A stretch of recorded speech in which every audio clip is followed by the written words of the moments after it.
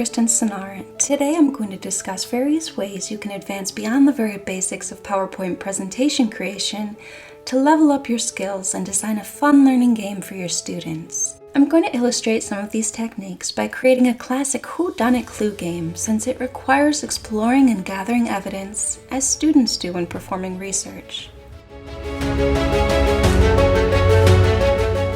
When you establish your game theme, you'll want to be sure you thoroughly explain what players will be expected to do to win. Here I've come up with a backstory for my clue game.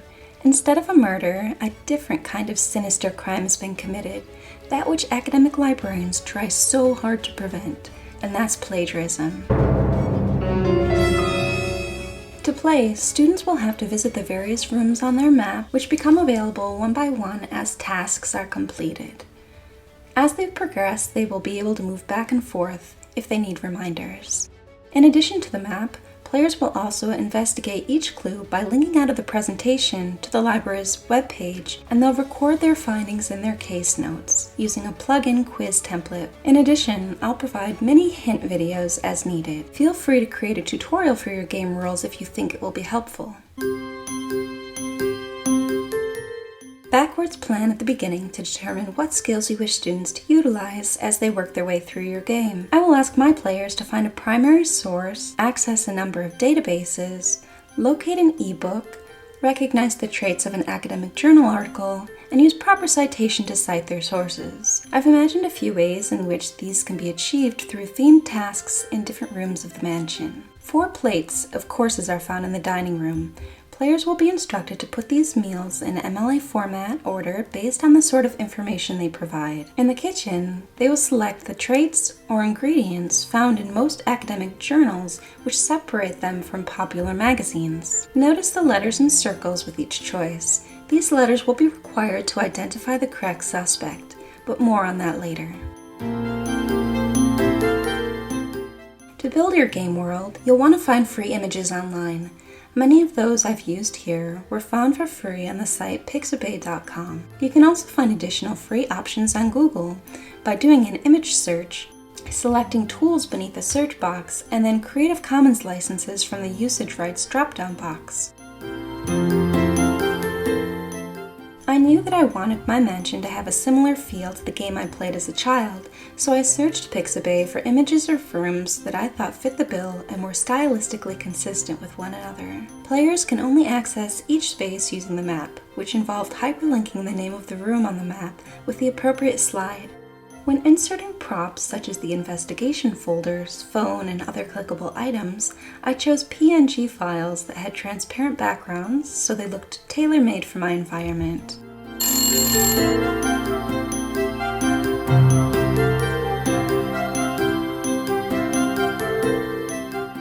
PowerPoint provides easy animation options for those who are unfamiliar with coding, which is probably more than a few librarians out there, including me. The program allows you to arrange animations so they will only be initiated if clicked upon, or if a certain sequence of events is set into motion. In the bedroom, players are asked to search for a painting in art store and use the creation date of that work to open a hidden safe. I will break down some of these commands momentarily. Clicking on possible answers sets the safe dial in motion, with only the correct answer opening the safe.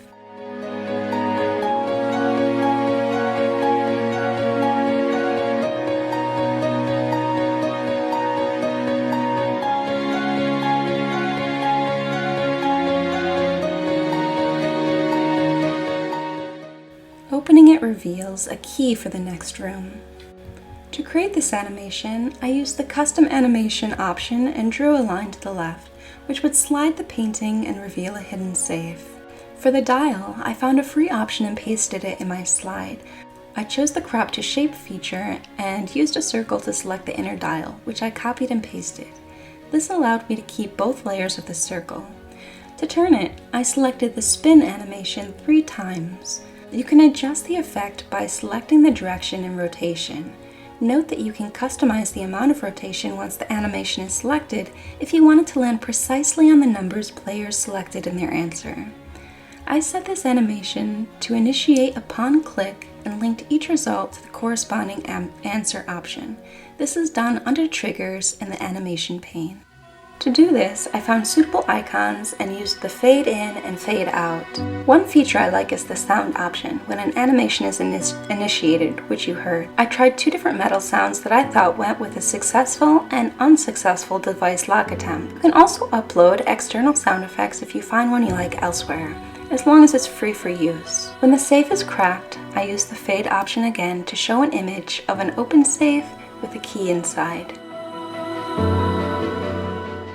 Each room in my game has its own music to make the revelation of a new space more unique and exciting. While the music in the kitchen is as lively as the colors, the final discovery of the suspect options in a dark room is more ominous. This free music was found in freemusicarchive.org. Music can be inserted using the Insert and Music. Selecting Start with Previous in the animation pane will allow the audio to begin playing as soon as the slide is accessed. I thought it was important for my players to have the option to receive hints as they went through the game, since I cared more about reinforcing the research process by going through the motions than I did about recalling past lecture information. I decided there would be a room in the mansion, or in this case a closet, where an old TV was hidden that would play video tutorials to guide the players through the process of finding the information they needed.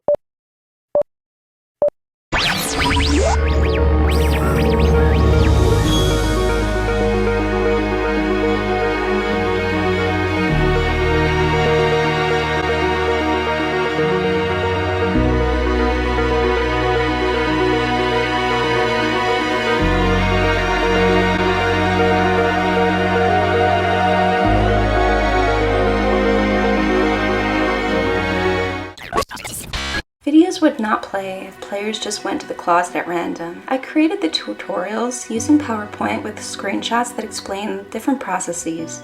I tried to make them simple and straightforward enough to follow without a narration. I then found a TV image and chose Insert and Video to pop my tutorial into the game. Again, this began playing immediately because I chose the Start with Previous option. Players would play by going from room to room to learn what questions they had to research on the library's website before linking out. I want to be able to see what choices players make as they go along, so I chose to insert an add-in called Forms that would embed a quiz into my PowerPoint.